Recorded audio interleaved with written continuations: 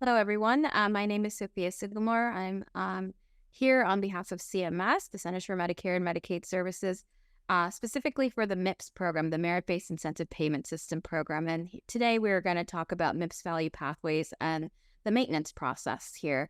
We have, through this process, solicited feedback, and we would like to spend some time walking you through that feedback. For a little background, performance I'm the MIPS program lead, and I provide oversight for the program, and that includes the MIPS value pathway track as well. Next slide. With regards to the purpose and scope of this webinar, just a reminder that this is a pre-recorded webinar, and it will focus in on reviewing a summary of feasible maintenance recommendations that we've received from external stakeholders, and the recommendations were received for us to consider for potential future updates to our existing and established MIPS value pathways for 2025 rulemaking. We do welcome questions on the feedback, and happy to hear any additional feedback you may have. We will get to how you can submit that feedback in our help and support section at the end of this presentation. And just as a reminder, this maintenance process for finalized MVPs is separate from the MVP candidate solicitation process that was described in the calendar year 2021 final rule. This process is for established MVPs, while the MVP candidate solicitation process is for the opportunity to provide potential MVP candidates that are brand new to the program for us to CMS to consider and potentially include through notice and comment rulemaking. Additional detailed resources about MVPs beyond the scope of this session are also provided at the end of this presentation, and we highly do recommend you visit our Quality Payment Program website for more resources related to MIPS value pathways. Next slide, please. For today's slide presentation, we will be going over the maintenance overview and feedback process, walk you through our finalized MVP inventory, and then we'll spend a little bit of time going through the feedback we received through the feedback solicitation process. And then we will then direct you to our help and support resources, which you then could leverage to learn more about MIPS value pathways, or also potentially provide additional feedback through our potential methods. Next slide, please. Slide. So as noted in the 2023 final rule under the maintenance process, we solicit feedback on an annual basis throughout the year of how we can improve our established MIPS value pathways to include additional new and innovative measures or improvement activities. And we are continuously open to suggestions that stakeholders may have. We modified the process by establishing that we would have some level of a webinar to go through any feedback we received. And this is really to ensure that external stakeholders and interested parties are aware of the types of feedback we've received and may consider for future rulemaking purposes. And so really today, the intention is to share some of that feedback received and make our interested parties aware of the potential changes that could occur to these MIPS value pathways. Next slide, please. Next slide.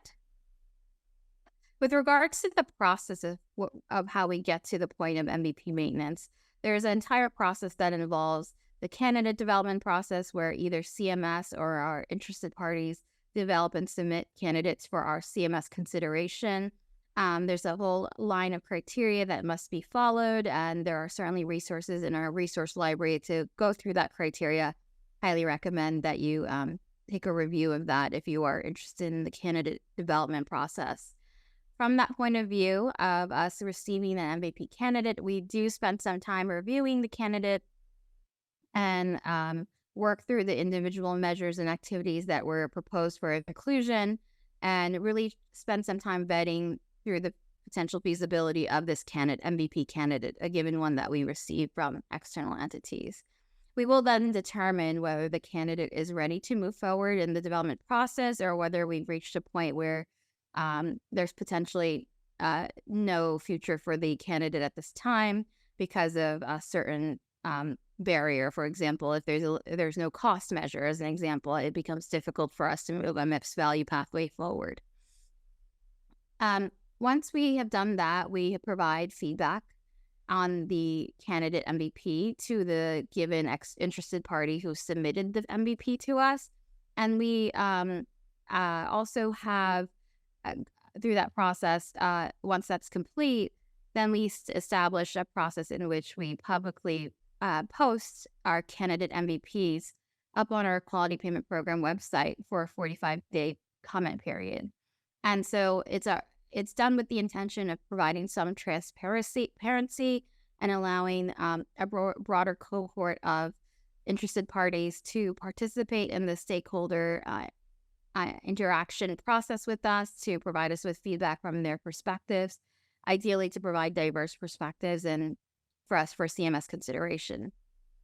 Once that feedback process is closed, the 45-day process, we take any feedback received and review and consider if there are changes we may want to make.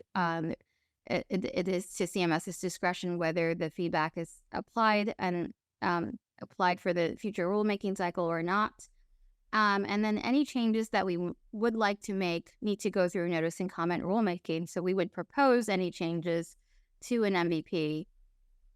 And on the other side of that, if it's a new MVP, we would propose the MVP for the first time in the rule. And then through the notice and comment rulemaking process, in which once the proposed rule is published, there's a public comment period. And once that public comment period completes, we work on the final rule. So then, depending on the public comments received, we will determine whether or not to finalize the MVP. And then that will then be reflected within the final rule. Once an MVP is finalized, we then get to a point where the MVP is implemented in the upcoming performance period, and then it goes through a maintenance process on an annual basis, similar to how our quality measures and cost measures and other improvement activity inventories go through a similar maintenance process on an annual basis. We look to see that we ensure to include the most appropriate quality measures, improvement activities, cost measures, and if there are new measures or activities we should consider, that is through the maintenance process our opportunity to consider any updates to the existing MVPs. Next slide, please. This slide is to provide an overview of what to submit when you are interested in providing recommended changes to a previously finalized MVP.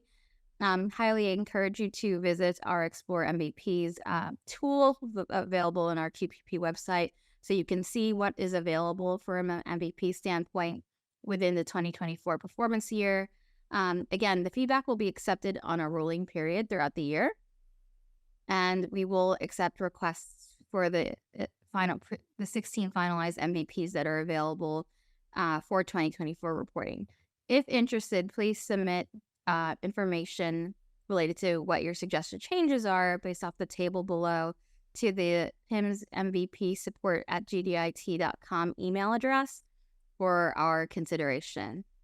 At a minimum, it would be ideal if you could include in your submission the title of the MVP, a description of the rationale for recommended changes, broken down by performance category if you're providing feedback on multiple performance categories. And there are some reference materials that might help you. So we do refer you to the MVP maintenance process guide for additional information and details. Next slide.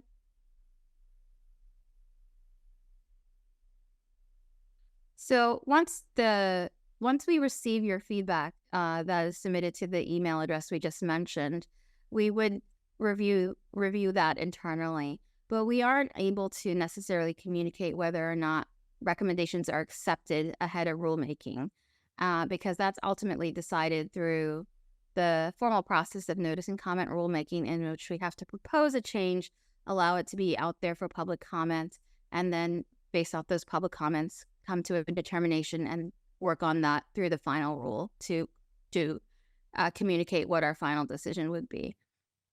Types of changes that would go through rulemaking include the addition or removal of improvement activities, cost measures or quality measures. We also would want to be very clear that those changes would be described in detail with a rationale as to why we feel a given measure should be removed or added. And so highly recommend you take a look at past rules for examples. We do have the calendar year 2024 rule, which was released late last year, provides great examples of how the MVP maintenance process is as executed. So any CMS approved changes to previously finalized MVPs will be, of course, as I mentioned before, finalized through notice of comment rulemaking. We will obviously take into consideration any comments received before determining whether to finalize the change. If there is significant pushback and we agree with the stakeholders who have submitted comments, we will certainly take that into consideration before making that final determination. Next slide, please. Oh, I think we skipped one slide. Can we go back one? With regards to recommending changes to existing MIPS measures and improvement activities within an MVP, this specific solicitation is not extended to requests for changes to individual measures or improvement activities. There are separate processes that exist under the traditional MIPS performance category policies that allow for interested parties to submit changes or recommendations for changes to quality measures or improvement activities, and we highly encourage you to take a look at what those processes are. And if you are interested in providing feedback through those means, please do so, and that feedback will certainly be communicated to the appropriate teams. And in any case, any changes to the individual quality measures or improvement activities would also have to go through notice and comment rulemaking. Next slide, please. All right. And the next, I believe, 2 or 3 slides, we're going to go through the finalized list of established MVPs that are available currently for reporting. So if we could move to the next slide. These MVPs that are listed here are actually our most recently finalized MVPs that we finalized through the calendar year 2024 rule. And they are framed around a multitude of areas, one of which is infectious disease with the prevention and treatment of infectious disease disorders, including hepatitis C and HIV.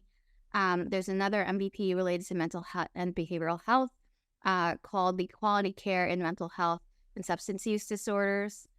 Another third MVP is related to musculoskeletal care, specifically described as the rehabilitative support for musculoskeletal care. For our otolaryngology one, we have quality care for the treatment of the ear, nose, and throat disorders. And last but not least, we have our women's health related MVP, which focuses on women's health and generally provides a comprehensive view of women's health and the various preventative treatments and screenings they could possibly undertake. Next slide, please.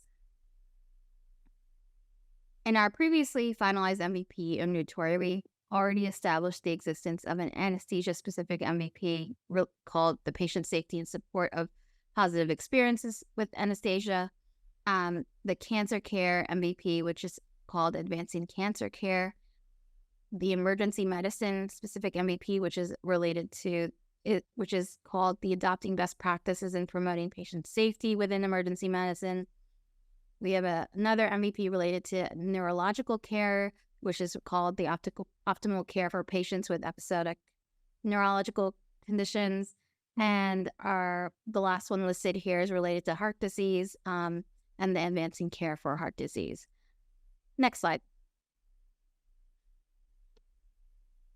In this last set of MVPs here, they cover kidney health with the optimal care of kidney health, lower extremity joint repair care, supportive care for neurodegenerative conditions, value in primary care. One thing to highlight with this MVP, we previously through the calendar year 2024 rule, consolidated 2 of our existing primary care MVPs into one, and also made some efforts through the final rule or last rulemaking cycle to align this primary care MVP with our Universal Foundation set of measures. So highly recommend you take a look at that MVP as well. We also have our rheumatology MVP, advancing rheumatology patient care. And then our last one here is related to stroke care to promote prevention and cultivate positive outcomes. Next slide. Okay, with that, I'm going to turn it over to my colleague, Deb Kaldenberg, to go through the specific feedback we received on our established MVPs. Thank you, Sophia. The next few slides cover the maintenance requests we have received. Only the quality and improvement activities performance categories received feasible maintenance requests that will be covered at this time. Next slide, please. MIPS Quality Measure 495, Ambulatory Palliative Care, Patients' Experience of Feeling Heard and Understood, was recommended for inclusion in 5 MVPs. This measure was finalized for inclusion in the MIPS Quality Measure Inventory in the 2024 Physician Fee Schedule Final Rule. CMS has determined this measure is appropriate for the advancing cancer care, advancing care for heart disease, coordinating stroke care to promote prevention and cultivate positive outcomes, optimal care for kidney health, and supportive care for neurodegenerative conditions MVPs, as the measure seeks to improve effective patient-provider communication for those patients receiving palliative care. Patients benefiting include those with chronic illness such as cancer, heart failure, kidney failure, and Alzheimer's, as well as post-stroke. Next slide, please. The next 3 quality measure recommendations were suggested as additions to the Advancing Rheumatology Patient Care MVP. As shown on this slide, we received the recommendation to add QCDR measure UREQA9, screening for osteoporosis for men aged 70 years and older, and MIPS Quality Measure 39, screening for osteoporosis for women aged 65 to 85 years of age, to this MVP. CMS determined both measures were appropriate for inclusion in this MVP as they support measure concepts already included in the MVP and are appropriate for a rheumatologist's scope of care, including non-physician practitioners such as nurse practitioners and physician assistants. Next slide, please. The third quality measures suggested for inclusion in the Advancing Rheumatology Patient Care MVP is QCDR measure UREQA92, ankylosing spondylitis, appropriate pharmacologic therapy. CMS determined this measure was appropriate for inclusion in the MVP as it supports measure concepts already included in the MVP and is appropriate for a rheumatologist's scope of care, including non-physician practitioners such as nurse practitioners and physician assistants. Next slide, please. One improvement activity, implement food insecurity and nutrition risk identification and treatment protocols, was suggested for inclusion in 2 MVPs, including the Advancing Cancer Care and the Improving Care for Lower Extremity Joint Repair. CMS has determined this recommendation is appropriate as it aligns with our priority to identify and incorporate opportunities to promote diversity, equity, and inclusion through health equity-based improvement activities.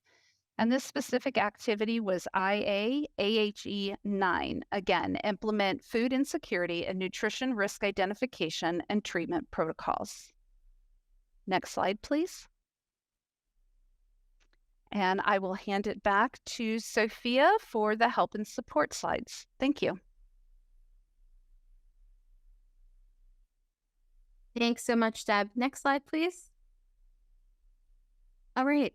As we mentioned earlier in the presentation, you still have an opportunity to provide feedback based off the feedback we've gone over today. And in the event you would like to do so, please submit a ticket to the Quality Payment Program Service Center. You can do so through email by the email listed there, qpp@cms.hhs.gov, or by phone. And please be mindful that it would be beneficial for you to call during the non-peak hours, which are 10 a.m. and after 2 p.m. And there is an option for those that are hearing impaired, who can dial 711 to be connected to a TRS communications assistant. Next slide, please. And as mentioned earlier, here is a long list of resources that are potentially helpful. They're also linked to our Quality Payment Program resource library.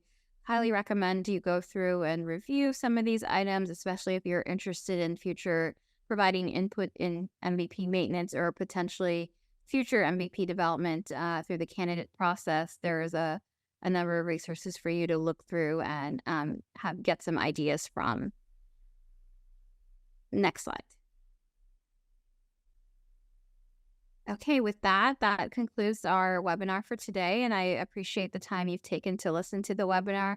Please feel free to submit any additional feedback or recommendations you may have for our established MVP inventory when through the Quality Payment Program Service Center at your earliest convenience. If you are interested in doing so, that opportunity is available to you. Otherwise, we thank you for your time and have a great, wonderful day.